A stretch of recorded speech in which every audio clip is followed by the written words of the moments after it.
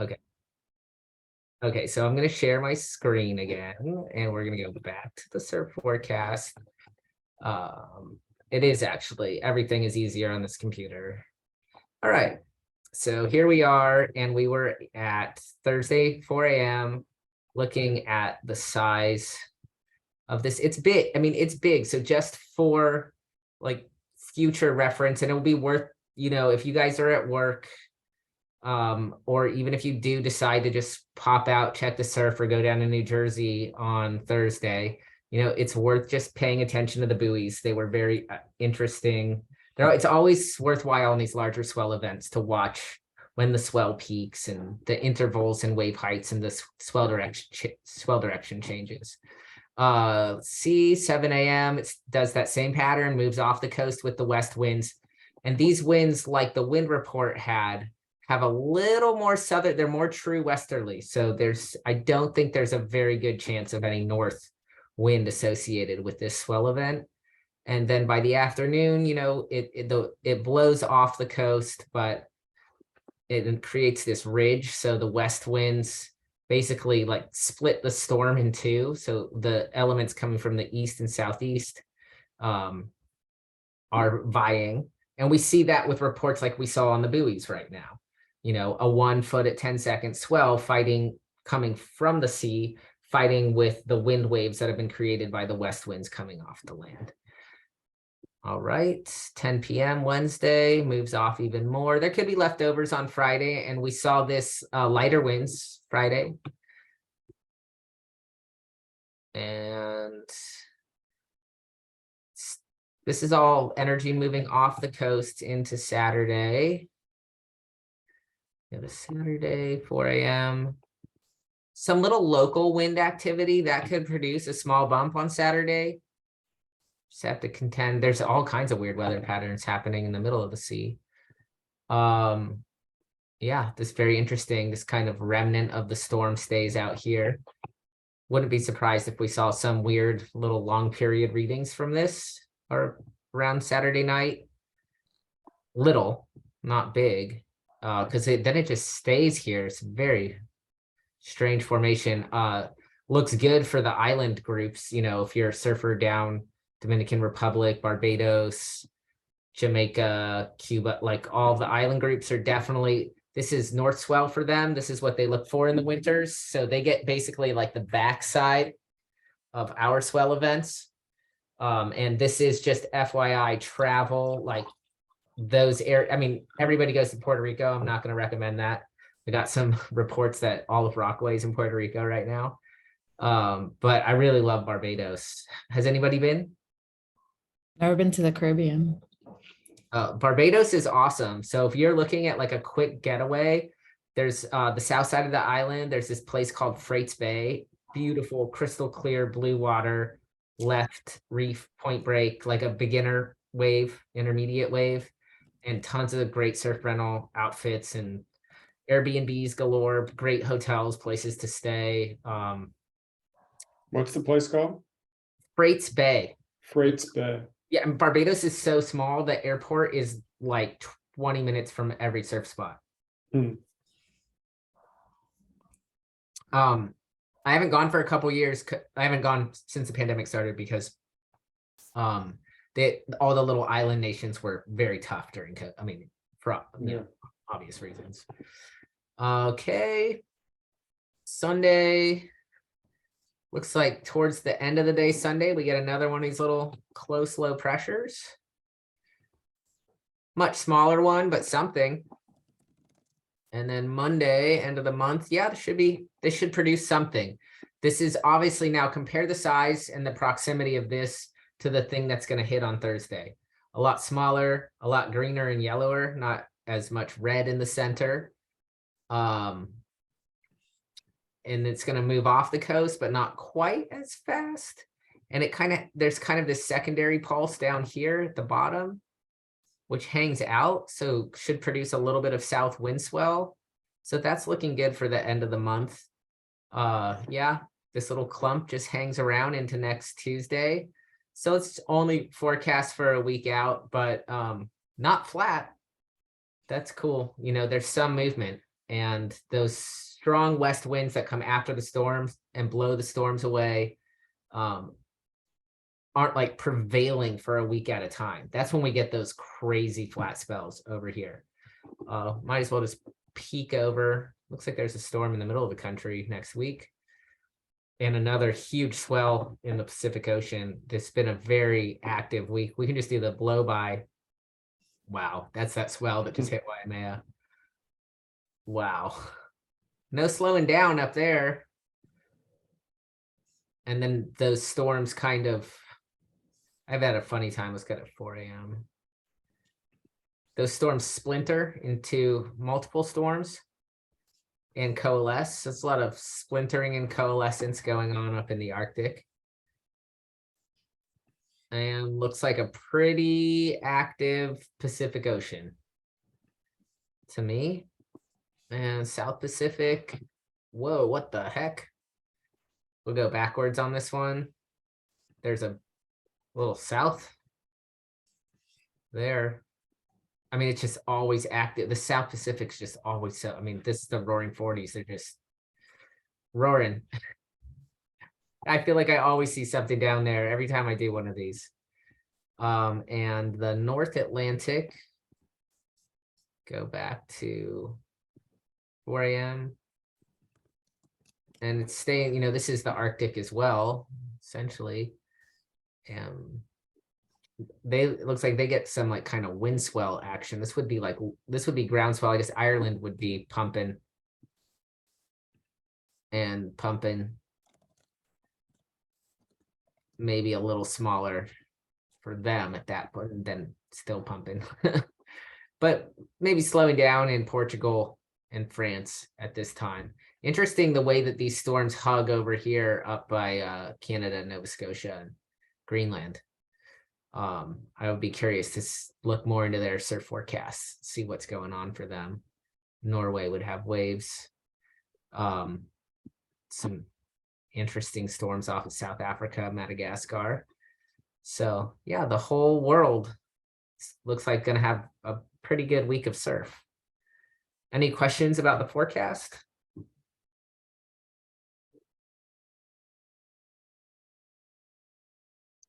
Nope. Nope.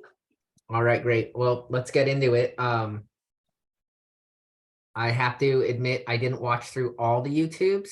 I watched through many of them, and I'm impressed by us. There were some very good points made. By the end, I say like a lot less in between words. Emma and I had a great, our book 10 conversation was fantastic, but what we did is we kind of went into some broad strokes and didn't get into the nitty-gritty of the text towards the end. We didn't really get into the constituent parts. Bye, Diane. Bye, thanks. Yeah, thanks for coming. Thank you. We didn't really get into the constituent parts of the myth of We did talk about how cheeky it is to end the book with a myth. Yeah. I mean, it ends with a noble lie. Yep. Me more. Yeah. Yeah, he does. It's the meme war. He's like, and here, I mean, also the whole Republic is a meme in the meme war. The Republic is the Republic is the model text. It's poetry and philosophy having a baby. And in that way, I mean, all of the Platonic dialogues are that. What is this you're saying? Meme war? Meme war, yeah. We read, so I mentioned this, I had mentioned this to you actually, Emma, in our last discussion on book 10, that we read a book that I have right here, because I've reread it. At least I've carried it around in my backpack for the past 2 months. For book club, we read this book, From Bacteria to Bach and Back, The Evolution of Minds, Daniel Dennett. And he has a theory of cultural evolution through the process of mimesis. So he's very interested in the arch philosophical question of what is a mind, what is a consciousness, what is the mind's relationship to the body, all of these questions which come up since the beginning of time and definitely are omnipresent in the Republic. And Dennett's theory of cultural evolution is that memes, he has a very specific definition of a meme, which is just a piece of information. So the memes that we associate with memes now on the internet are actually made up of multiple memes. So even a syllable is like a meme, and that these things culturally evolve, and they evolve culture. So their own evolution is blind, like the rest of evolution. There's no providence that's guiding it. And they operate according to the similar principles to all other evolutionary principles, which is that they just want to reproduce. They just want to get themselves said. So pretty much any word in our language is a meme of that variety in any language. For example, or just articles, that's how language evolves. And then his contention is that our minds have been shaped by memes. And so our culture has been shaped through mimesis, through memes. And they create minds. The way that they constellate creates the kinds of consciousnesses that we have. And this makes sense because we're highly social creatures, and that the stories that we tell ourselves, so we are individuals within a cultural system, but every individual that's created within a cultural system only exists within the context of that cultural system.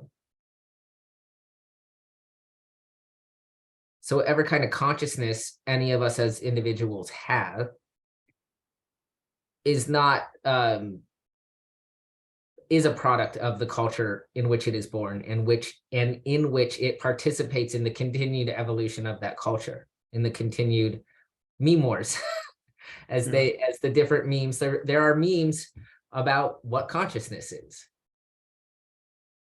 And Plato, in a way, inaugurates this. I mean, because obviously, right, we've read the Republic. It's all about mimesis. It's about two competing models of mimesis and cultural transmission. So poetry in Plato is best understood not as what we think of as poetry. It's the medium through which the culture is transmitted, and through and so what he's doing with the dialogue, I think that, I mean, we've talked about it, and, although I missed most of the discussions because I was sick, is setting up a countervailing model for cultural transmission. Mm-hmm. Yes. Okay. Yeah. So that's why when he ends with this myth, this thing that he says that like he's been arguing against the whole time, that's why you said me more. Yeah. Okay. Yeah. Right. But he's also engaged. I mean, it's so ironic, right? Because he's been arguing against myth. Right. Yeah. Except for the noble lie. Except for the noble lie. Yeah. I mean, what I was struck by,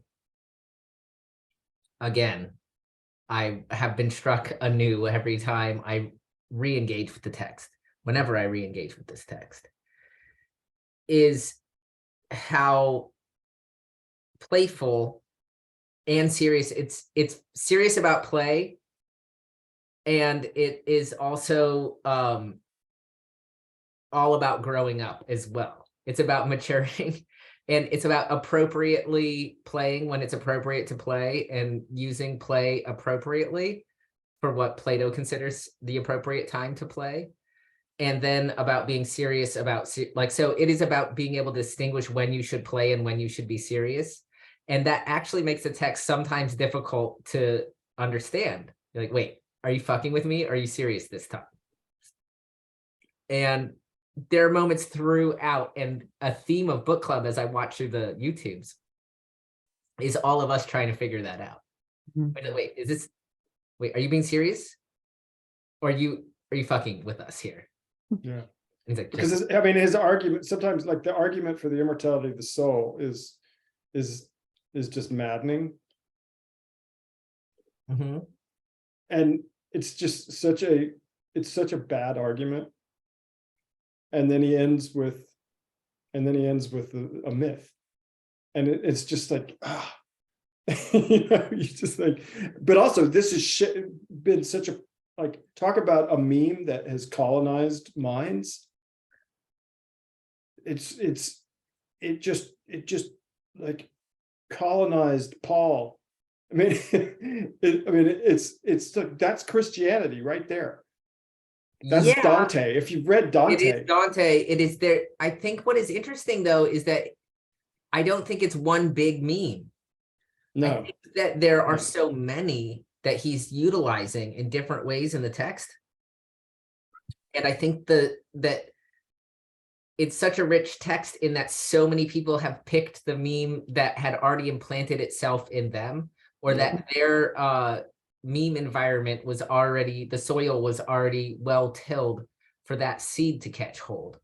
Because as I was saying to Emma, when I first read this in my angry youth, I did read it very in an anti-patriarchal, myself coming from an anti-patriarchal manner, like fuck white culture, fuck all of this stuff.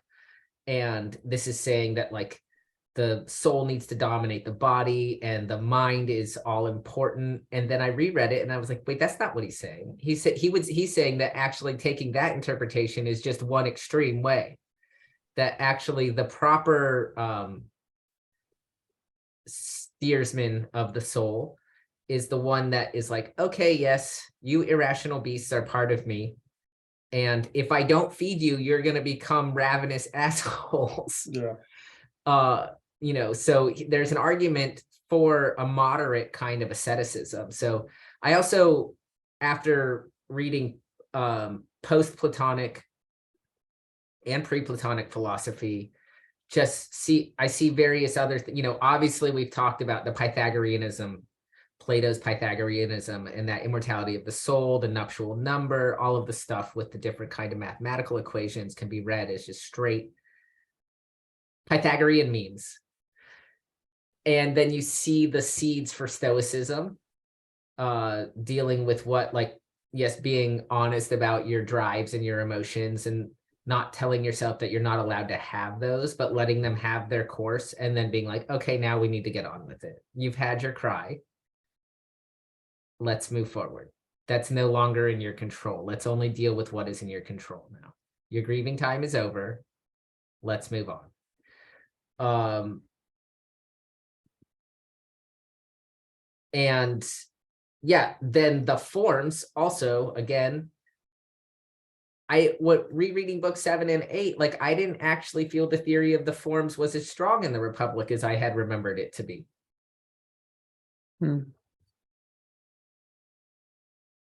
Especially since there's the injunction to that your formal knowledge is nothing if you don't go and get your hands dirty in the real world again. Mhm. So I found a lot more counter argument to the idea of the philosopher as the person with, or the good philosopher is the person with his head in the clouds. And that is the critique against Socrates. Yeah, he's playing on so many different levels. So many levels of play. There's so many levels. It's so masterful. And it's interesting if you read about the history of the academy after he died. Immediately after he died, it was Platonic skepticism that was dominant for the first period, where they took this more this non-dogmatic approach, which was then apparently succeeded by a more dogmatic, almost Neoplatonic school. So even the immediate generations after him who didn't have the immediate transmission of the teachings, assuming that there were some esoteric things, weren't quite sure what to make of what the bottom line teachings were. Yeah, I mean, I think one of the bottom line teachings is that we can't live without myths. Yeah. We can't create, we can't, like, this might be maybe for me one of the biggest takeaways, which is that there can't be justice without a metaphysics. And the metaphysics has to be kind of made up partially. So in that part is very difficult because there are better, I mean, he's also arguing that there are better and worse metaphysics. So there are better and worse myths to tell, and figuring out the terms and agreeing to the terms that we want to use to construct our metaphysics is really important when it comes towards the unending goal of constructing an ideal self in an ideal world, which, like, I don't think he's saying is ever achievable, but that it's this issue that I have noted throughout the book clubs and that I'm still constantly obsessed with, of striving. Is this striving for homeostasis? Is this striving for optimization and for betterment? And sometimes we don't even know why. And sometimes we don't know whether our practices are getting us closer to the goal, further away from the goal. So we look for community consensus. We try to verify the terms that we're using with whether they concord with more of other people's lived experiences and with, like, empirical studies in the sciences. But then we also see, I've been thinking a lot about this recently, how, especially reading through all this diet, exercise, fitness stuff, there's almost now a fetishization of research papers. I don't know if anybody has come across this. I mean, I've been reading so much into this stuff that I did read a thing that was very nice that said they had some rule that they had a formula for every PhD, there is an equal and greater PhD.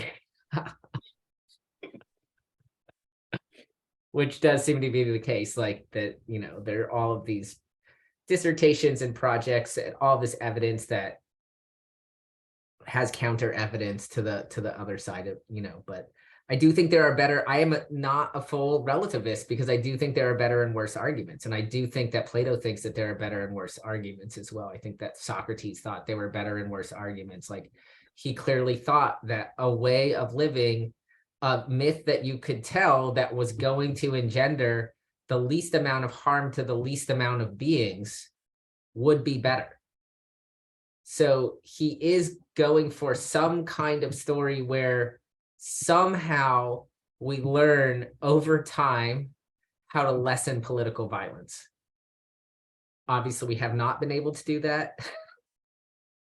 That has not been, no, I don't know if that's an achievable goal. He doesn't say do away with political violence because there's always some kind of violence retained, or some kind of acceptance that, like, we will continue to be violent.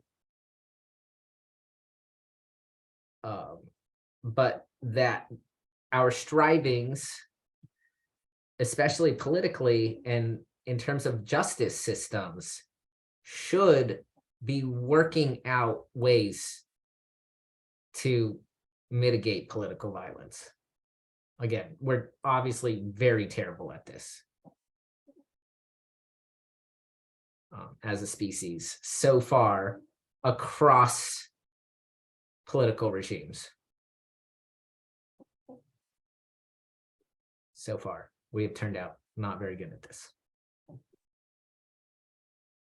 Unless somebody thinks we have gotten better. But your silence makes me think that you agree with me. Yeah. Obviously, There was a point I wanted to bring up, just having listened to the first two meetings, that I kind of brushed aside a really good point Noelle made, and that you also advocated for her point, Roger, which was that in times of violence, in times of war, when you're in a situation of duress like that, and it's survival right there on the line, that you can't have this deliberative kind of thinking.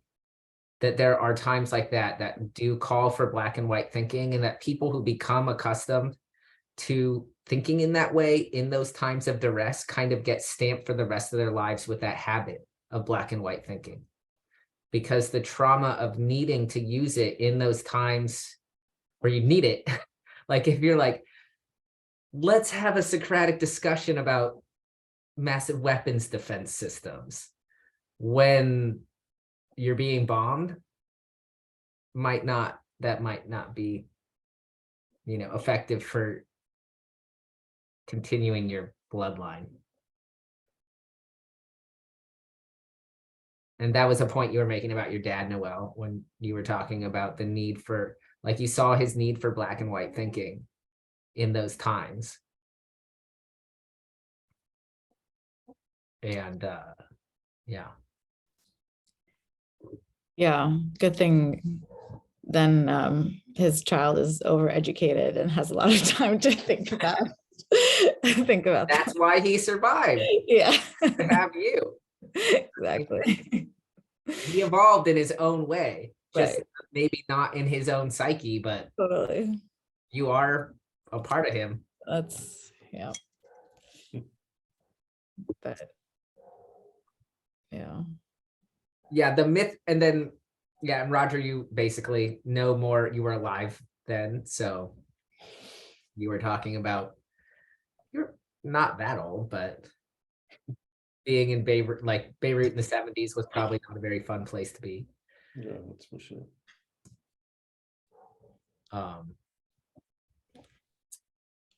The myth of it's interesting though. It struck me tonight rereading it though. I actually thought that the incarnation part was pretty fun.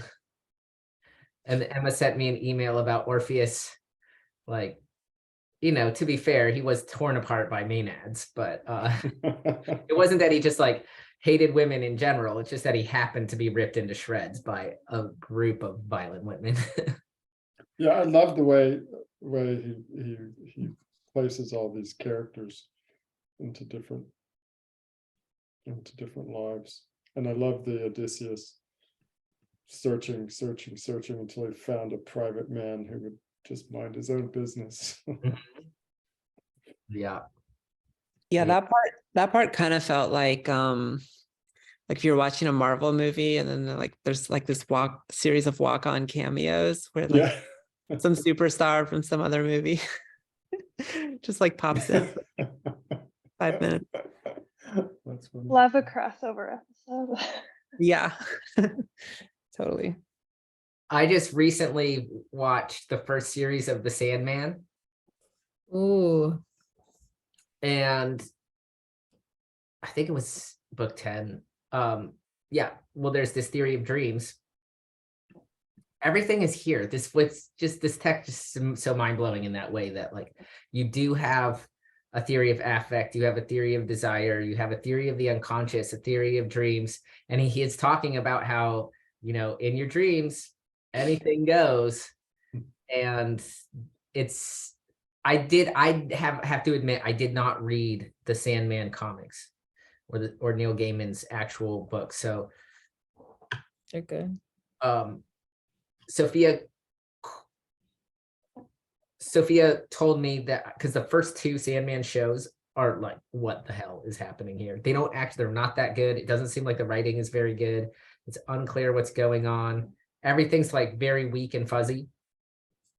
And she told me she said the books are like that too. Like Neil Gaiman hasn't figured out who he is in the Marvel, like who he is as a Marvel comic writer.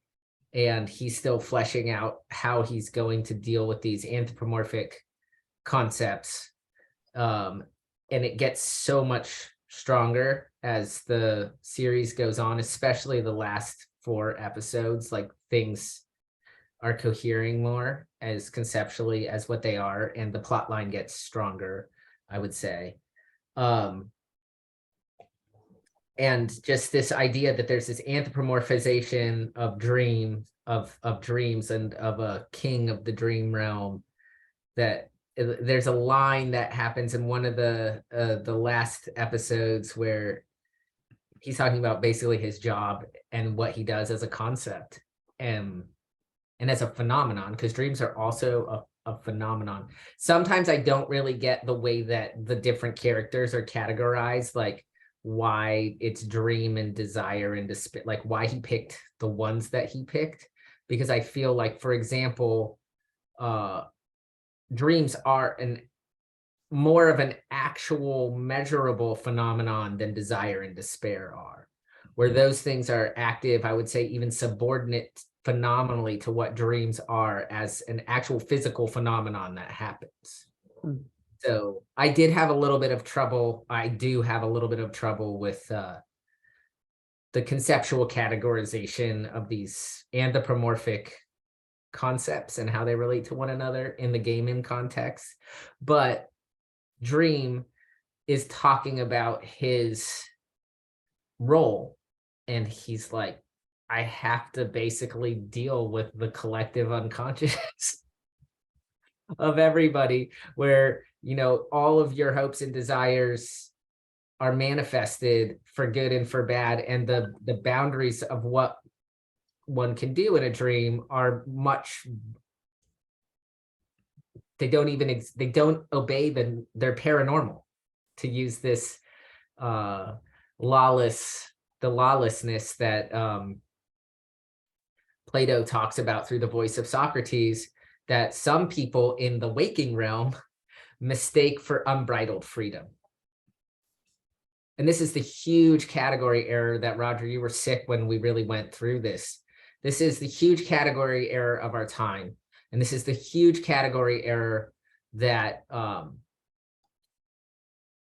tyrannical personality makes, and that his followers and panderers make, is they make and this is their Symmachus's category error. This is the category error that continues throughout the text to be criticized, I think correctly, is this very, very important mistake when people align lawlessness with total freedom.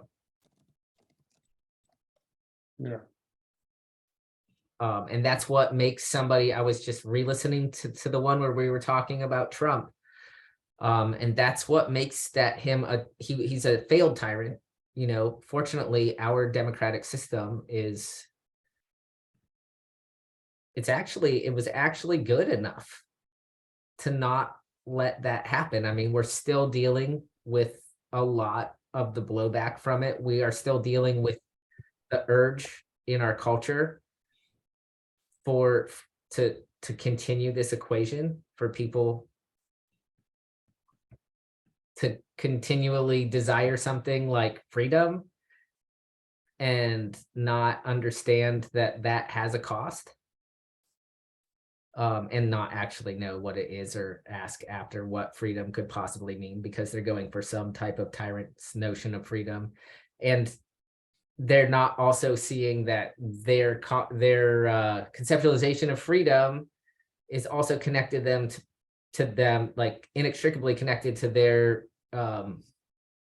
obsession with the tyrannical figure that is going, that they have to be,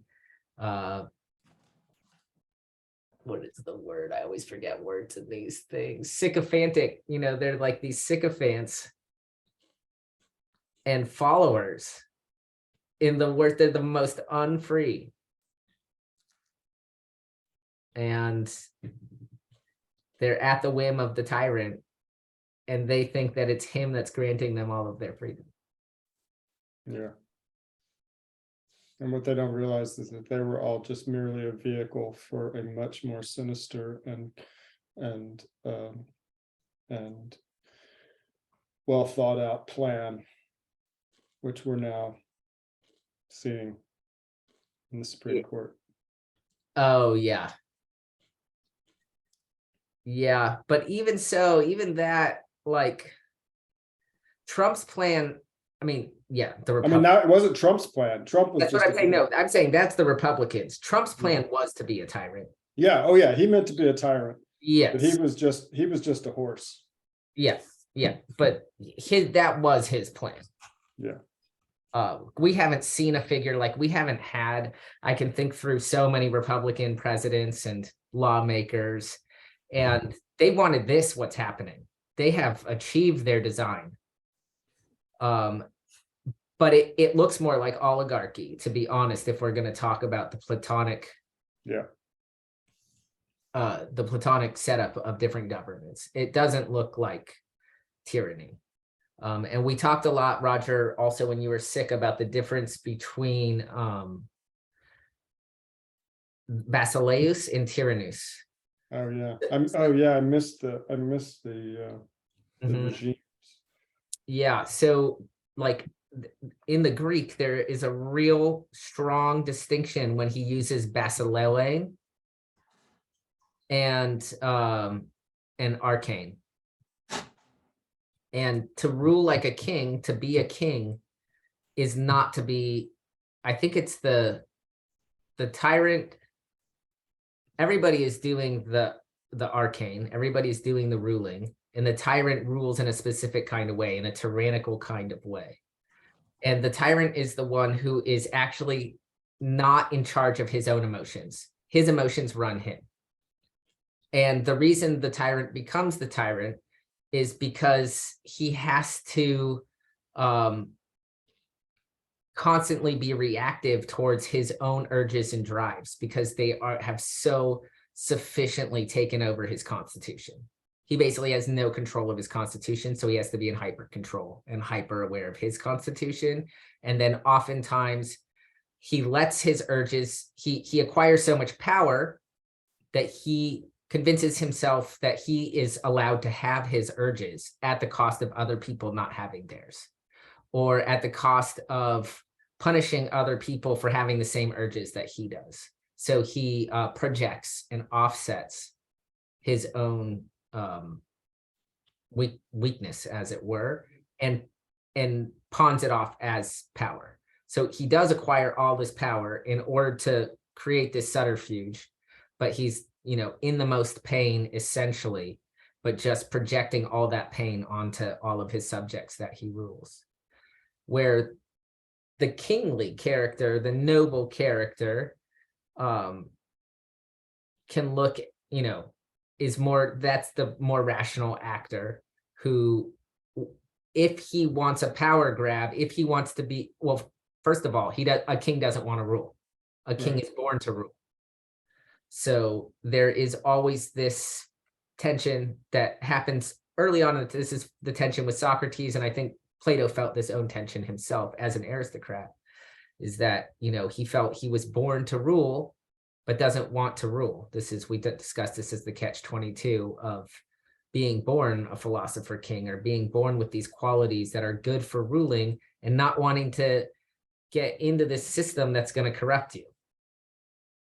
Because if you are born seeing clearly enough to anta and ta meanta, then you are fit to help guide people. But also seeing things how they are, that if you involve yourself in that system, you're going to become corrupt. That it's impossible to enter into it without, your ideals are going to be shattered. But nevertheless, at least on the human level, we are better off. This is so interesting to think about in Freudian terms, like a more kingly superego versus a tyrannical superego. And in a way, Freud is arguing for this too. He's like, you don't want to be all superego, first of all. I mean, the ego is the one that's really like the democratic character of the Freudian triad. The ego's like, okay, guys, we all have to get along here so I can survive. So it's really the ego is king, and the superego is the tyrant that wants to suppress everything because it can't handle. At any rate, interesting thought experiment. But in the Platonic context, the man-city analogy, at least in the man context, we are all supposed to be the kings and queens of our bodies and our actions rather than tyrants. So whether any of us rules any small fiefdom or not, we have our bodies and its desires and its competing desires always to deal with in our relationships to other people. And I think that some of these noble lies are trying to urge us towards these more kingly, noble character, virtue ethics, basically, towards more. But it is funny that, like, the reason why he is using these, the myth as well, is because meme-wise, getting there philosophically is just not going to be in it for everybody. He's trying to actually speak to a wider audience by throwing the myths out there. Mm-hmm. He's like, the philosophy memes aren't that strong. Like, it would never catch on its own if we just like told everybody, like, you'd be really better off reflecting, meditating more. Like, every time you have a desire, why don't you really inquire, maybe go to therapy, ask your therapist about the nature of that desire, wouldn't it be nice? I love the bit in the myth where all the tyrants are eternally tortured and they think they're going to get out of the underworld, and then they can't. Just like them. Just like them. Yeah, it did make me, I'm going to go to Tyler's house tomorrow. I couldn't go this weekend. We had schedule conflicts to look at some magazines, but then at rereading and like listening to our calls, actually, I was very entertained by our conversations. I was like, I should have started this earlier. I'm going to re-listen to, I am going to rewatch them. They're pretty good. I was like, should we just read all of Plato? When I was on my couch with COVID for a month, I read all of these writings by Benedetti, my Plato teacher, when I was in grad school. And I ordered several of his books that I didn't have, and I got a copy of the Laws, and I was reading Aristotle's Poetics, and just diving into the Platonic mimesis literature. It's incredibly rich, but also reading the Poetics after this is really interesting too.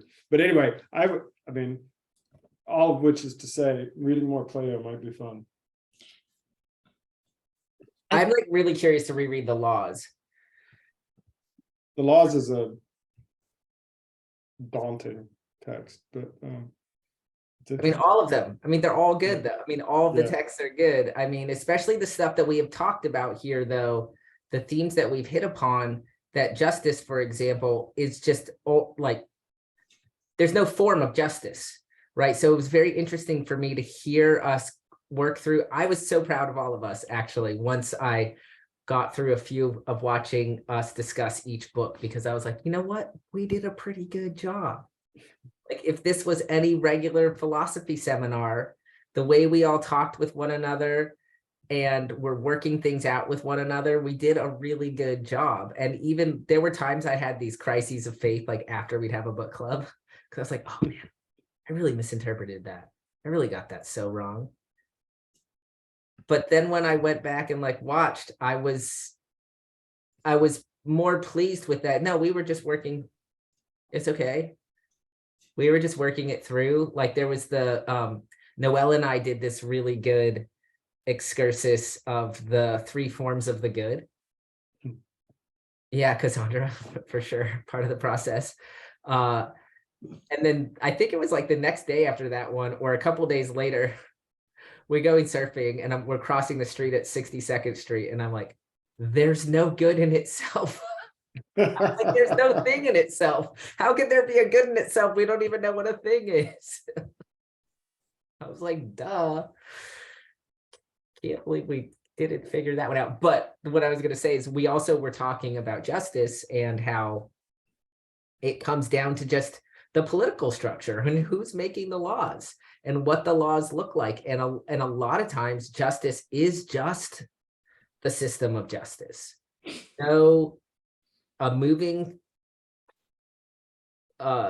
contraption made by human means and our own, like all these contracts and agreements that we have to make with one another about the terms that we're going to use, the conceptual categories that we're going to use, like, and at the end of the day, you know, what we consider a person to be, what our concept of right is, like what rights are, what it means to just be a person born into the world, and like what that gets you from just the start. And what protections or lack of protections and loopholes of the lacks of protections for if you are just born looking a certain way in a certain place with certain kinds of parents, you know, and how the laws are going to actually even apply to you differently, because like even the laws themselves are a human cultural creation, no matter how we metaphysically ground them, because our metaphysics keep changing too. We keep reinterpreting even people who are hardcore Orthodox believers of an Abrahamic faith. Like that is not stable as their insanity is kind of stable, but it just manifests differently. But they go through that's all. I mean, Yeah, look at the history of Christianity. I mean, has anybody watched Hulu or sports lately? Anything with advertisements? No. The Christians have taken it up a level. I'm gonna tell you, I watch sports. Really? Like, Oh yeah. what do they do? Just wait, are there ads for? Like ads for Yeah, being Christian. give us give us an There example. are two main sorts of ads. One is called like, one is like taking these huge like political themes like immigration and suicide and like these things where like also there are things like that are being fought in the in our court system too about these huge political issues, especially the immigration one. And at first you're like, wait, are you for immigration, against immigration? And like one of them is like, Jesus was an immigrant too, he gets us. And so there's this huge campaign to speak to poor people watching sports, or all people watching sports, but it's clearly targeted at, you know, a lower income voter.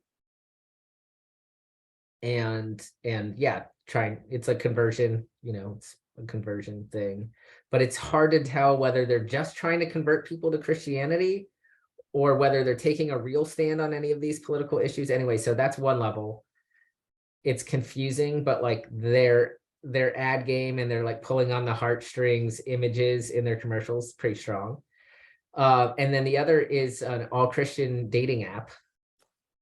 Me and Sophie are getting lots of targeted. I don't know why we're being targeted with dating app. Well, Hulu is just like all pharmaceuticals and dating apps. But yeah, so the Christians got a lot of commercials going on. National network. I started getting ads for a surf dating app on Instagram. Like, really? so niche. Yeah, I feel like the niche, this is the moment of the niche dating app. Niche dating app ads. Yeah. Yeah. Not sure if anyone's Wow. actually using them, but It's like so funny to me because like in no way is that a basis for it's like, or that's Totally. most like surface, but that's really funny. Wow. It's crazy because like it's an outgrowth of the cultural meme of romantic love, Right. right? Where like this has not been around for like, okay, romantic love has been around forever in concept, like people have In art. desiring bodies, but the like Christian monogamous find your perfect partner kind has not like, and now it's being pushed like it gets pushed by the cultural representations, you know.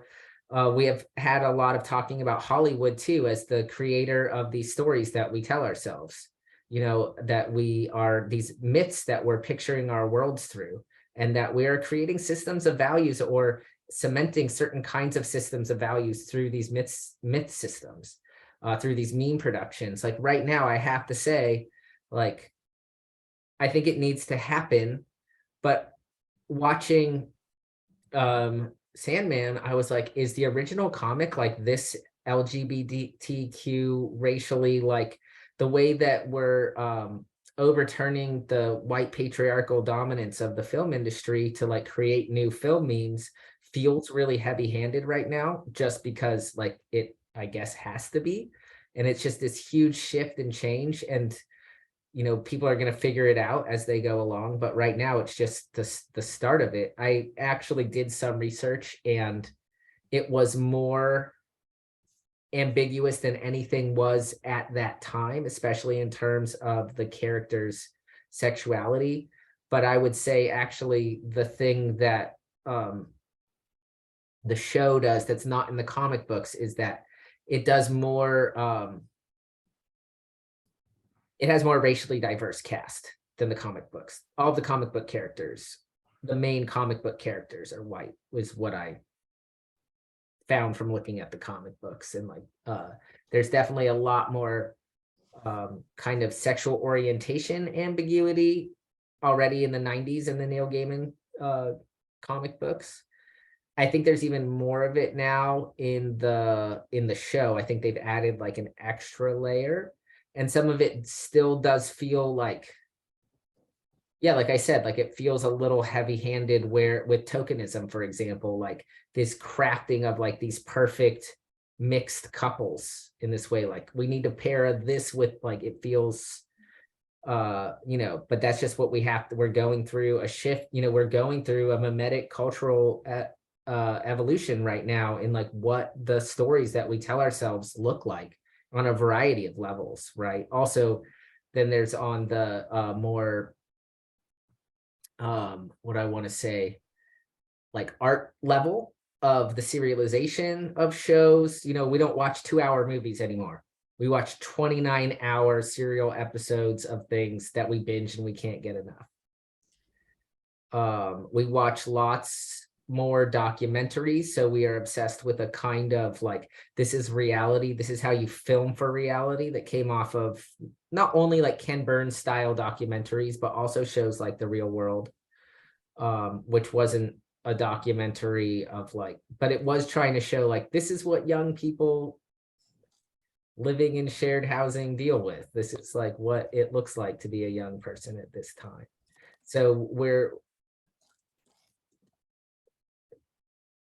our constant obsession and reflection on like what is reality for us and like how do we tell ourselves, and then, you know, it goes in all directions now too, because we just have so much more technology, we have so many more tools for storytelling. So then even our like wildest perversions, for example, like, do there need to be 5,000 million documentaries on serial killers? Apparently we are obsessed with that. I've, you know, I've never gotten horror. Like I like, as anybody that's been to a retreat with me knows, like I love goth music and things that are dark, but like things that are like really macabre, like gory, I'm like, that I don't know. I don't know, but people are legitimately obsessed with like Texas Chainsaw Massacre and yeah, it's fascinating the way that mimesis the way that we tell ourselves myths about ourselves and our culture, the way that it is continuing to evolve culturally before our eyes through these new mediums, these new technologies, and production of images and construction of images, the way we place, way we juxtapose and cast characters, and it's just, and write characters and write dialogue, or don't write dialogue, as the case may be.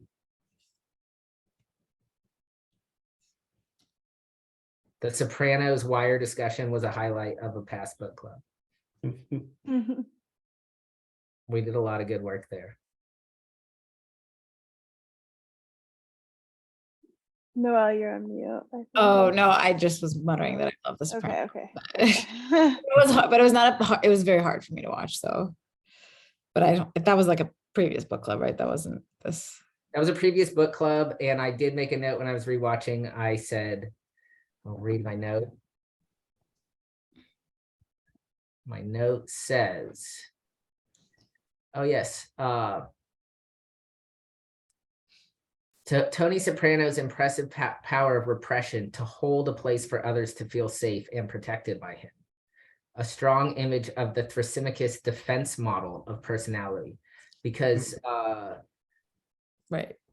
yeah, you were talking Oh, yeah. about the difference between the defense model and the vulnerability model of personality. And Thrasymachus has the defense model, clearly. And that we discussed as being like the kind of arch model for what is now being called toxic masculinity. But that it does have this place. It's not just, you know, nothing turns out to be purely good or purely bad. And then we were talking, I wrote this theater of masculinity. The poets don't write poems about weaklings. There's a necessary political violence in the role of the hero, the role of the provider for whatever amount of people, providing for one group or some of groups at the cost of murdering or harming other groups. And so this is something that we really see in the Wire, in the Sopranos. I thought I wrote, oh yeah, Noelle must be right that the Sopranos has aged better than the Wire.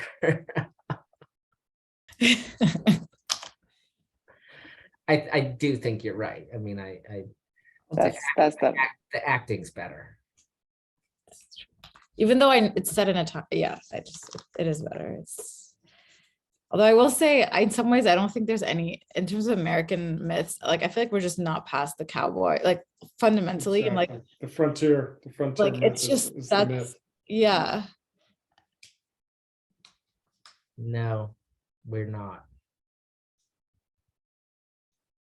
Mm-mm. Which yeah, that just feels like the most enduring, like founding and enduring myth for this republic that we are. Well, I wonder what the Canadians feel about that. Like, do you feel affected by our cowboy myth, or do you feel that it is foreign to you? I would say foreign because I think I was just trying to think about like, what do you mean? Well, I mean, it's not so much the cowboy myth, it's the frontier myth. It's the frontiersman who's conquering the wilderness, and you know, and that is so central to American mythology and the course of empire across the continent, and the idea of the once the continent had been conquered, then American culture goes in search of empire. No, that's definitely not like prominent in my mind. Like, I guess I haven't been like exposed to it to the same degree. What about you, Fialka? Yeah, I don't associate with cowboy as hero, frontiers person as hero. I feel like the thing Canada's way that too I always civilized for that. Yeah, is that how you Well- see Americans though? Like, I guess. American, No, like I always, the thing that is like prominent in my mind is like the American dream, which I think is like a more modern concept, right? Well, it has to do, the American dream is related in the sense that Yeah, the white picket fence replaces the barbed wire fence. right. The barbed wire fence is the first thing that's really marking the plots of land in the frontier that you go and conquer. Mm, And the American dream is that you go get one of those plots of land. Like maybe you're from a place and you come from an immigrant, we all come from yeah, an immigrant background where like that wasn't afforded the gun. Well, you have to protect the plot of land with your guns. Or else, yeah. I guess it's like I always think of it as like entrepreneurship, kind of like. but that's an entrepreneurship. Is that like you're setting out to the West, Right, you're gonna make your fortune. you're gonna make your fortune. right. Whether it's right, digging for gold or like right, setting up a cattle ranch or right. being the first one to have a dry goods store in a one street town. Yeah. Go west, young man, go west. Yeah. Yeah. Yeah, and I guess I'm thinking about like when my husband's grandparents immigrated from Hungary and like ended up on the East Coast and you know like like that in a very populated place, like working there and yeah. Yeah. Or founding a startup. Yeah, Yeah. exactly. I mean, I was just thinking, You know, Emma, people starting about sewing businesses or the people who in the Western film, right, who they're the snake oil salesman. Mm, They're the like arch entrepreneur. mm, And they stand up on their soapbox in the middle of town or like, buy Dr. Prebrom's, yeah. guaranteed to cure you of all that ails you. It's like sugar and water. And Yeah. Or during the gold rush, the people that made the fortunes were the people who were feeding the miners. yeah, because they Mm. saw an They opportunity. saw the Yeah. market. Yeah. And It all feeds into the entrepreneurial. it Yeah. does. Mm. And now, I mean, like in a very dark note, in an effort to be American like every other American, I feel like these recent string of shootings in California is just, it's so sad because you have, basically an immigrant group, like people within an immigrant group shooting their members of their own immigrant population. And, just because these people have like what we consider very classically Chinese names, both the shooters and the victims, like it's at this point as American as apple pie, the way that they're behaving, the shooters Mhm. specifically, not the victims, but they're still taking up now a very pernicious socially contagious idea that this behavior, well, which is made possible by the fact that like it's easy to own guns in America. There's just this press, there was, I think I've talked about it in other book clubs before, maybe not specifically in the Republic, but there was a really great New Yorker article about the way that this is speaking of like strict mimesis, this is a copycat syndrome. There are internet forums for these people. There are all these disgruntled people. We have all of these places for people who feel socially left out and have a lot of very real psychological problems and are not in control of their impulses and have access to weapons.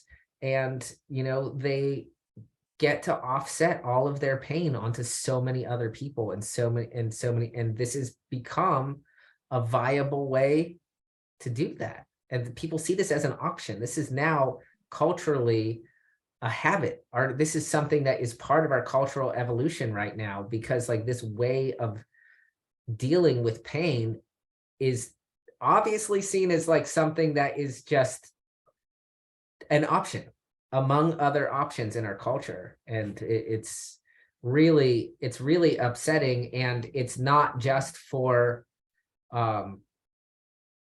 it's a real American issue.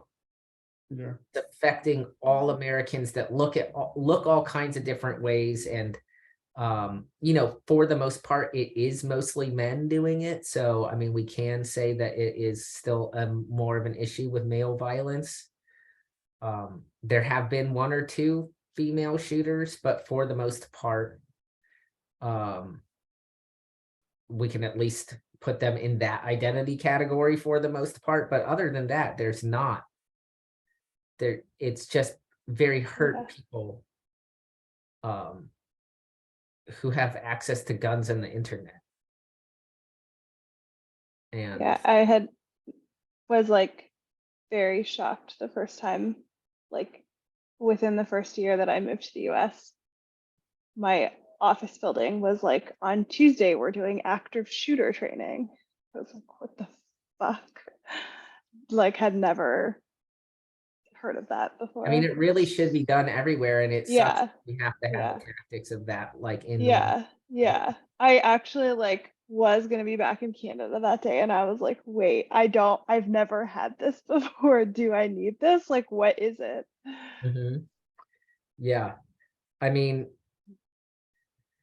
and that's just the power to the culture, like I talked about too with the, let's say the Sandman movies and all of these, the memes for like the kind of actors that get cast and the kind of stories that are told and the kinds of the way that it's funny though, even the love story, like we're still getting the same love story with the, now just the people look different or they're different genders, but it's still the same love story, the same like set of love problems. Like we can't evolve that part of the meme. We're just swapping out the actors and like their genders and what they look like.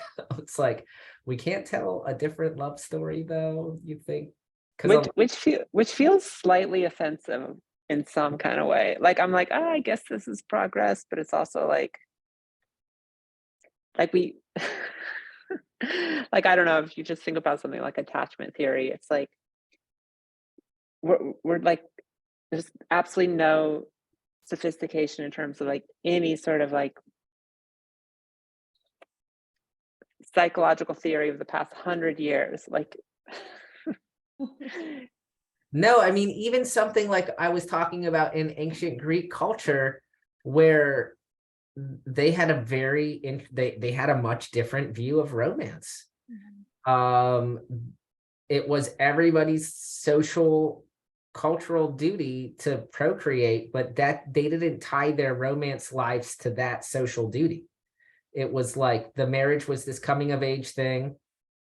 You didn't necessarily kind of get to marry who you liked, but that didn't mean you didn't get to like who you liked, which is just so far removed from the kind of culture that we have. Like it's so far, and I'm not saying they had a better, there's lots of things. I'm just saying it's such a different model. I mean, then there's the ancient Hawaiian model, where in the royalty, Egyptian had something similar, where like the goal was incest to keep for the most royal pairs. They had no taboo against that at all whatsoever. And it wasn't that the incestual pair also had to like love one another or be like, we confuse these social norms with like, we paint on the romantic norms, the romantic memes that we have from this Western romance culture, that I have to think more about where those memes came from, about, because even if they're not necessarily Christian either, you know, they're more like purely romantic and way more modern, because the Christian view of marriage, it has evolved to have those romance just find the right person thing, but it was a kind of, well, this all kind, marriage is not just necessarily the religious system, also has so much to do with like maintaining social ties. A lot of it comes out of the medieval chivalry, feudal idealism of love, and right? Yeah, and I mean, at least in literature, that's where you begin to see it. right. I mean, in lyric poetry, right, in particular. I mean, and it also does happen. Like a lot of us are monogamous and find a mate that we do or we don't have children with, that for other reasons we find it just easier to have a monogamous romantic relationship with. But then to make, just because that is usually the most economical thing to do psychologically and economically, that doesn't mean that like it's right for everyone, just because that also happens to be the case. But we have made it in the stories that we tell pretty, compulsory, where there just are so many more other models and other examples historically and contemporarily. Like Emma was saying, it seems to lack, to just make the one, like kind of the model for all of, and just start plugging in different genders and sexes and like what people look like, does seem to lack nuance. You're like, okay, so you're now just identity stereotyping people and like plugging them into this same system instead of like showing us multiple different systems.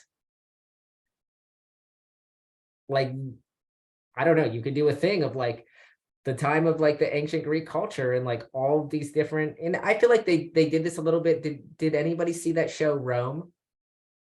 That was about the different Roman emperor, or specifically about the rise of Emperor Augustus. It's pretty good because they had a similar, I mean, they had a pretty similar model as well in that way, where there were tons of male and female and like kind of the more polymorphously perverse, like originally bisexual, like human character actually allows itself to, like, the procreation thing for them is just like, again, it's like a social mandate. It's like, you got to do it, you're a citizen, like have a kid, somebody's got to like build next year's houses or build the houses in 15 years and it's going to be your kids, so you got to have them for the society, and like anybody that can, again, like there have always been people that, or people who like, and like probably you have to have them to have someone to look after you when you're older.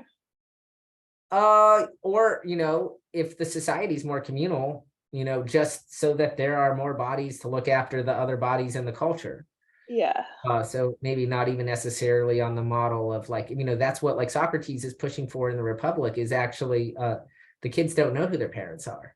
Mm-hmm. He's pushing for a more communistic model where that duty is just taken care of like in a very cold-blooded manner. And everybody's just a little, whatever part they're going to play in the myth of the metals in that ideal society that he's constructing in speech. I mean, he doesn't think that the ideal city is possible at all, but probably there are definitely kernels of truth in the belief system that like maybe this idea of a nuclear family where you care so much about those are my parents and my kid might not be the best way to conduct ourselves, because it's kind of asocial, or it's like it's highly tribal. And so it can obscure us from seeing the connection between all of us, and what we are to one another as a whole species. That's like one of the things that's been rankling me about all this diet stuff I've been reading, is that there are all these studies and discourses that are focusing on the human body and what's optimal for the human body. And I'm like, oh, hey, we're in an environment here. Like, I mean, I care about my human body, but I also have a world I have to live in, and this is boilerplate veganism argument, but like, I feel that the thing that like the mostly plant-based people are onto, that the other people being like,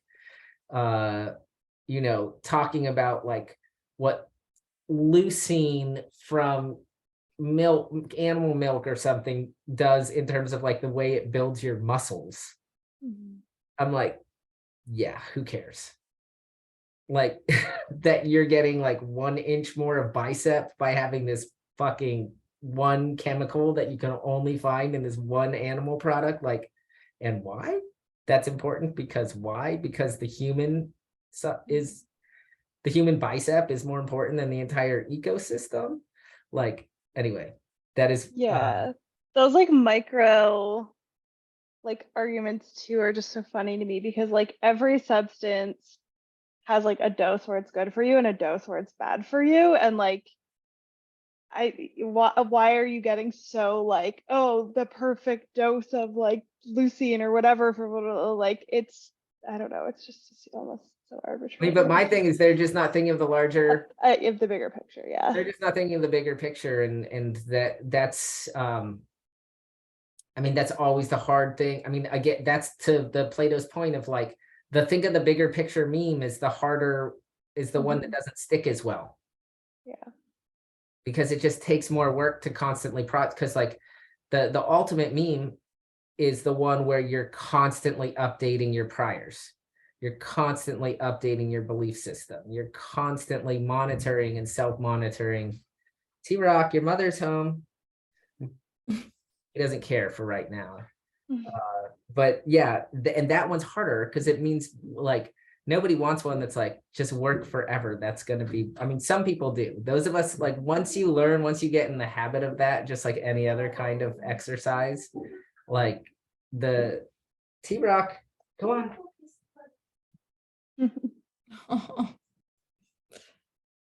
You'll get Emma's cat. What's that one called?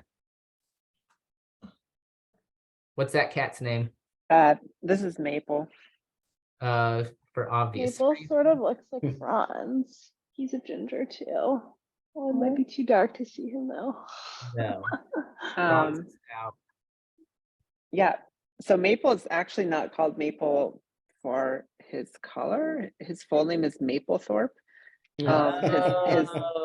His first owner is Photographer? No. a photographer. So that's why it's Maplethorpe. Franz is named after Franz Kafka because when I was fostering a lot of cats, sometimes they didn't have names. And so I'm like, okay, I need a system for naming cats. And I decided I would name them all after like prominent animal rights activists. And so I had a cat named Leonardo after Leonardo da Vinci, who would go to the market to like free the birds from the cages, and Franz Kafka and Kafka would like go, there's this story about him being in an aquarium, being like so upset that the fish were like trapped in the aquarium, and was like a known vegetarian. Oh. I didn't know I that. didn't know any of that about Kafka. I was like, Kafka, the roach advocate? Like, I don't know. That's exactly what I thought. It's like, I know he's into bugs. Oh man. Yeah.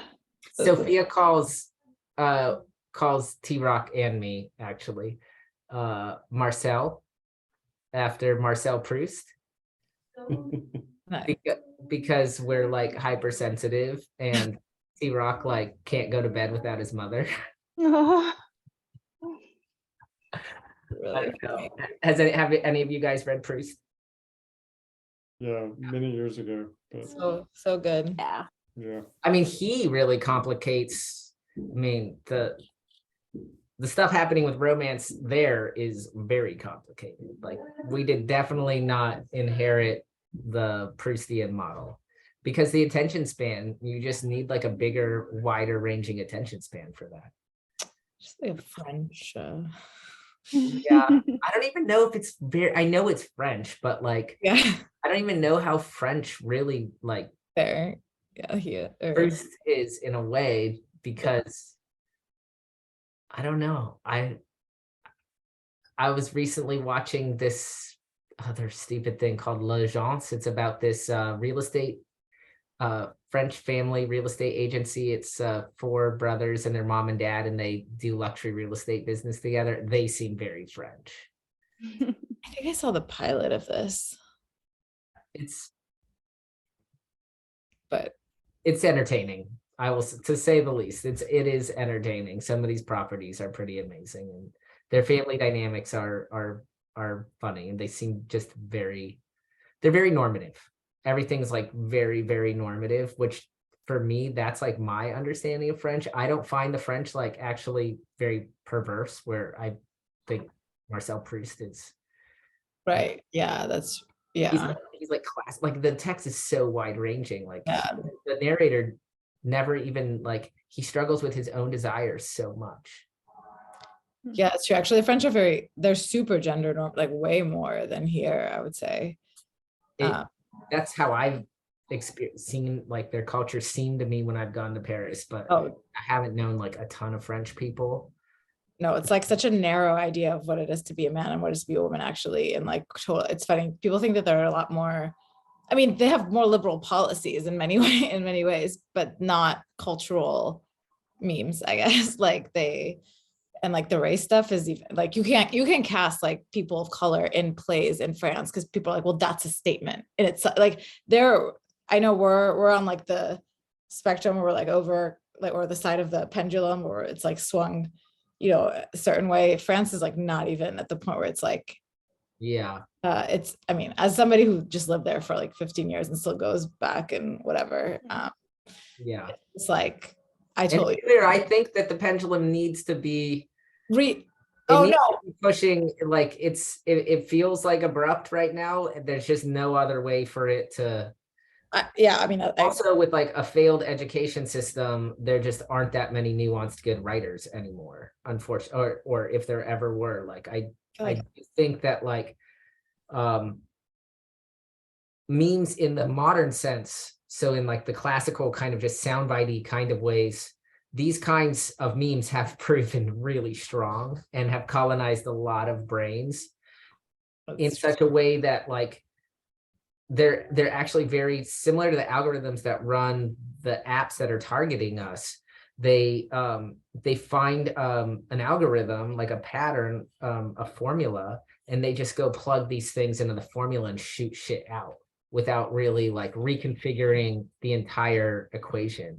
Like we were talking about with this romance thing. They're like, oh no, we have the formula. Let's just put different variables into the thing. You're like, well, but we've seen like this is just Cyrano de Bergerac again. Yeah, they're just it's a storytelling machine. They're just right. They have to crank out too many TV shows, so they're just. But there are good ones. It's just plug and play. Yeah, there are good ones. Like I will give a plug for one that we are watching right now, called What We Do in the Shadows. Oh, it's so good. It's so funny. Oh, talk about masterful meme playing. Because the vampire myth, if there ever was a meme machine, it's the vampire myth. And every culture has some little take. I've always been so interested in the way that the vampire myth can be told and like which parts of it and which parts get left out and which parts get, from Twilight to True Blood to Bram Stoker's to Underworld, where like that one really plays up the lichens versus vampires tension. Yeah, but so What We Do in the Shadows, it just makes me laugh thinking about it, is this spoof documentary, so playing with the documentary form that's popular, about these vampires living on Staten Island.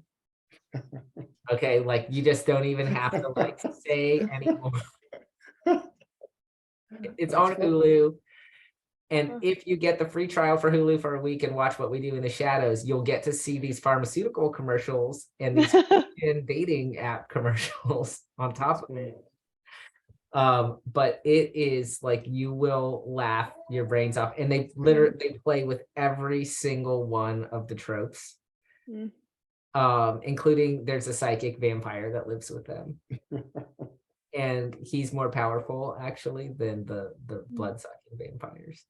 But it is so funny. It's so well done and very creative. So there is really good storytelling out there. And I feel like, every time you latch on to one of those shows, and those people like this guy, I think his name is Taiki Waita, the director. And originally it was a movie set in New Zealand, and now it's a series. Well, if you want to see some great storytelling right now, go see No Bears. Oh, I'm going to see it on Thursday. It is extraordinary. It is one of the best films. No bears. No bears. It's by an Iranian filmmaker who's still in By prison. Jafar Panahi.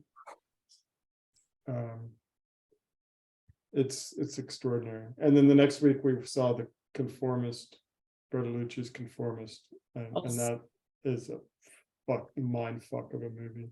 Also playing at Film Forum, right? Yes, I've re-engaged with Film Forum. Okay.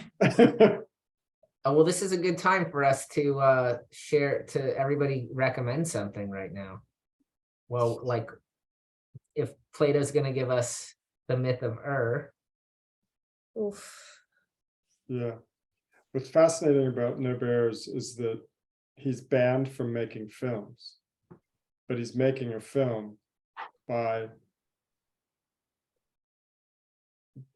and he is banned from making, he's in prison now for making films. But the way he gets around it in the film is he's hired a crew who's in Turkey, and he's directing, he's doing the film through the computer. So he's not actually making the film.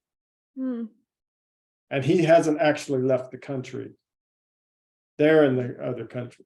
And but at the same time, he gets torn, but he's in this little village, and he gets tied up with these dramas in the little village. So it's talk about a critique of mimesis, and also of totalitarianism and surveillance. There's so much going on. It's just extraordinary. Okay, I'm on it. Anybody else watching or reading, consuming any cultural information that seems like it's worth transforming our DNA? Yeah. I will not, after everything you said, I will not recommend The Last of Us to you, because it's based on a video game, and it's basically about like zombie mushroom people and like a post-apocalyptic or setting. And it's pretty disgusting. But good. But there must be better and worse zombie films. I do struggle getting into, like, I can't get in, this is a personal thing, like I can't get into Dexter.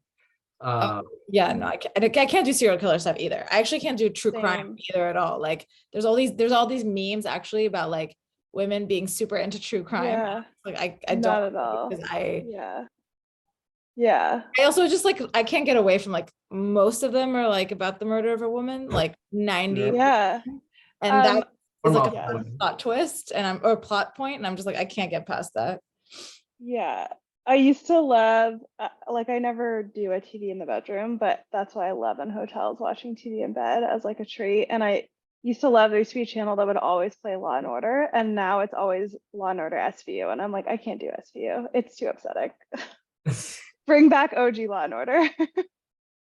What is this Law and Order SVU? Special Victims Unit. Unit. It's usually like It's the sexual sex crimes assault. unit. Yeah. Oh, yeah.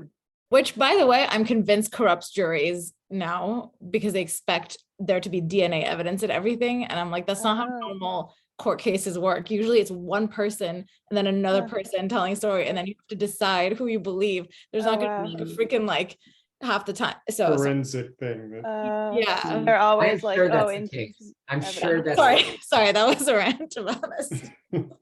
no, but I'm sure that like the movie memes are affecting the actual, I mean, this just goes straight into like on topic Plato's Republic. Totally. Like like Law and Order SVU is actually corrupting the actual justice system. Yeah. That's what Plato's talking about. Yeah, exactly. It's exactly what he's talking about. And in our city, and the city we're constructing, there will be no SVU. There will be no Law and Order SVU. Well, there will be, but they'll be talking about like how various, well, there's already been, right? Dante's Inferno, I guess you're right. That'd be a great reality. Has anybody tried to do a filmic version of the Inferno? God, I can't imagine. I don't know. I feel like it would make like a good music video, but like, I don't know. Movie. It would be pretty like cool. metal. Yeah. A good like history lesson. There's a way. There's a way. There's this way. But actually, you know, because it's the classic themes of hell, the construction, the imagistic construction of like the classical imagery of hell that has lasted for so long. I mean, they use this very well in the Marvel world and in Sandman, you know, like they're and they turn it into comedy, which is good. You know, they use it as a moment of comedy where Sandman and Matthew, the new Raven, go down to hell, and Matthew's like, oh, I didn't think hell would be so cold. That was always that was like the big reveal, I felt. Bye. Right. I just dropped a rec in the chat if you guys. Okay. Yeah. Like these. Gotcha. Thank you.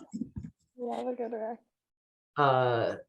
That was the big reveal at the end of the Inferno, that hell is a frozen lake of ice, at the core, you know. But yeah, they play with that. I just finished a novel called The Shadow of the Wind, which was like a pretty fun little gothic mystery post Spanish Civil War. I was reading a different book. I was reading Caste, which I also recommend for nonfiction, American society history, on a patio. And this very old man came up to me and was like, what are you reading? And I was sort of trying to explain it to him, and he was like, oh, is it good? And I said, yeah, so far. He was like, well, I have a book recommendation for you, The Shadow of the Wind. It's the best book I've ever read. And he was like, so emphatic that I was like, okay, I bought it and I read it. Very different kind of book, but it was fun. Nice. Bielka, Emma, nothing. Well, for documentaries on Netflix, I've seen a couple recently. So if you're looking for some inspiration, there's Stutz, where the actor Jonah Hill interviews his psychiatrist, Philip Stutz. Was that good? Yes. And then the other one is called Mission Joy, and that features Archbishop Desmond Tutu and the Dalai Lama and their friendship. It's had me laughing. Yeah. Therapy memes. Yeah, therapy memes. Yeah, the Republic is trying to be that too, so that's good. That's on the positive meme side. Therapy memes. As for me, I'm feeling like in a real TV slump. Like I feel very pessimistic about television. So I don't know. I'll like try to watch something. Just everything just seems bad to me.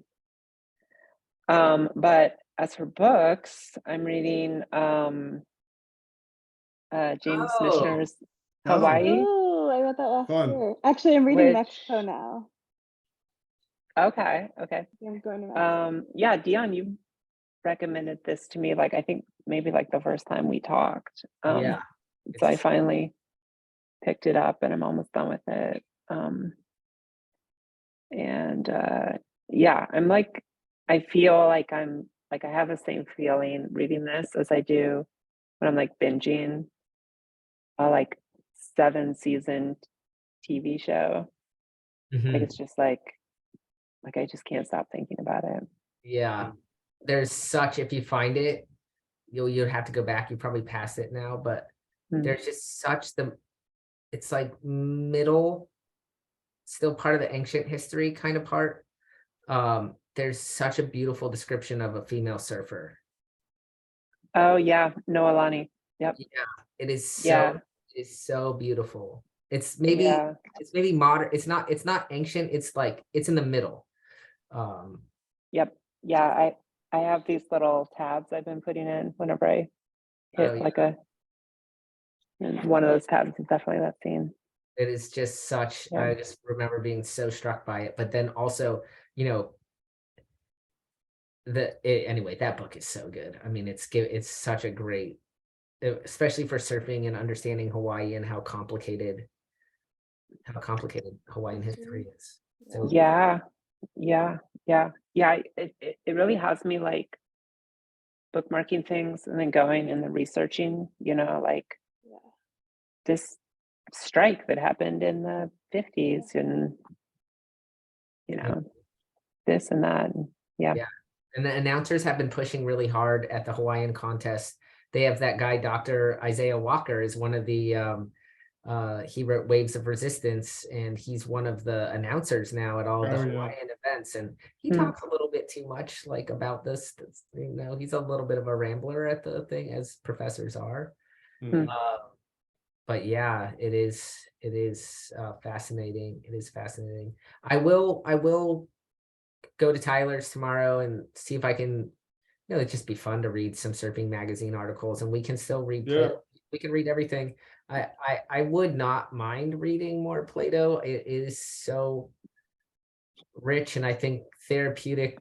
I think reading this was therapeutic for everybody in the sense of the fact that we're just continuing to grapple with the same problems as human beings, where like it's nice now, and to finish it up by discussing all of these different like cultural memes, the ones that we feel are better and worse, and like that is really the discussion that he wants us to be having, you know, about like what are the kind of stories that we want to tell, what are the kind of stories that we want to construct, and the kind of communities that we want to construct through these myths that we tell ourselves. And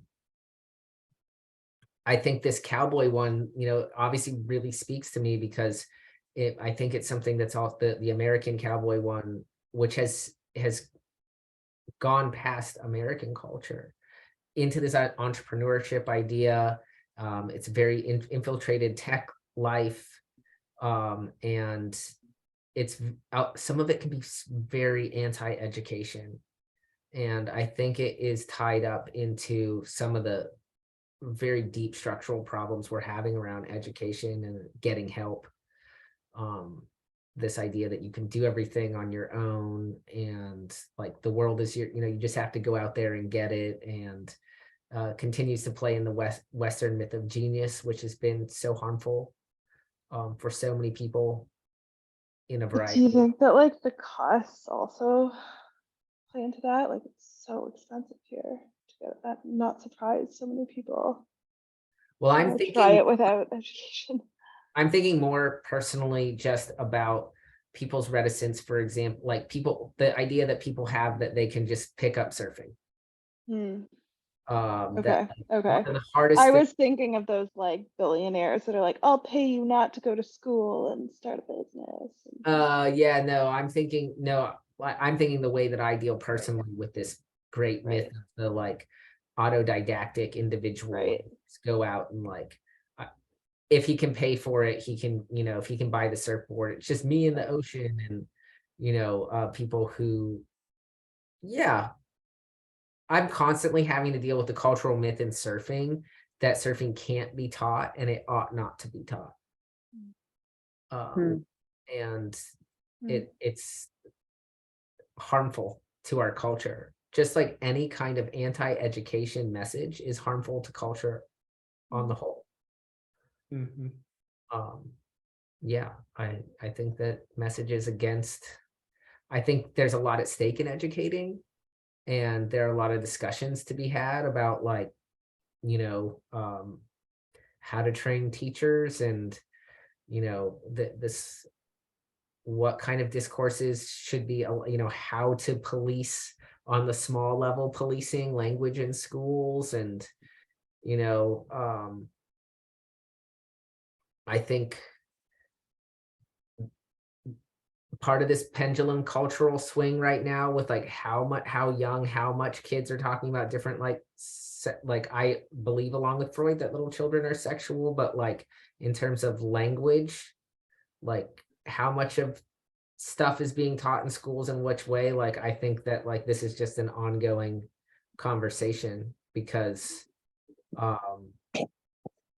it yeah, how we teach history, what we teach in the history books, when we introduce this part of science, like how much chemistry should like, I mean, I also think beyond all of this stuff, like I think like the focus on the kind of things I just said is like not even as important as the fact that American, especially in the American context, like kids need to be learning way more languages than they're learning at a very young age when you learn language well. Like that's why I think in a sense, like all of this talk of like all of these like higher idea stuff, like these kids need to learn geometry. You could learn geometry when you're 8. Like you don't have to be 15 to learn geometry. Or Greek or Latin or French or Chinese or Spanish or any other German or any other language besides English. Anyway, I you know, I think philosophy should be taught in schools, like, you know, probably, you know, start introducing like larger concepts and like a little bit of cultural relativism goes a long way, you know, like these people believe this over here. This is this person's creation myth story, like just so kids like have a broader idea of like, oh, there's other people like outside of my culture.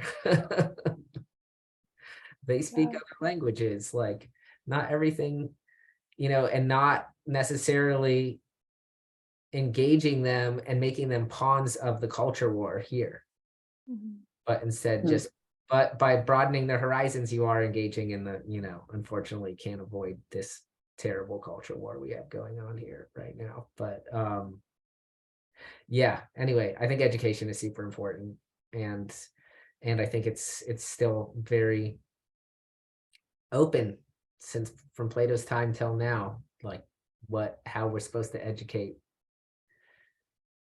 and be the vehicles for these stories. So with that, we will tell more stories. More stories to come. You guys have a good night. Thank you. You You too. It was fun. Thanks. Yeah. Night, everybody. Bye. Bye. Bye. Bye.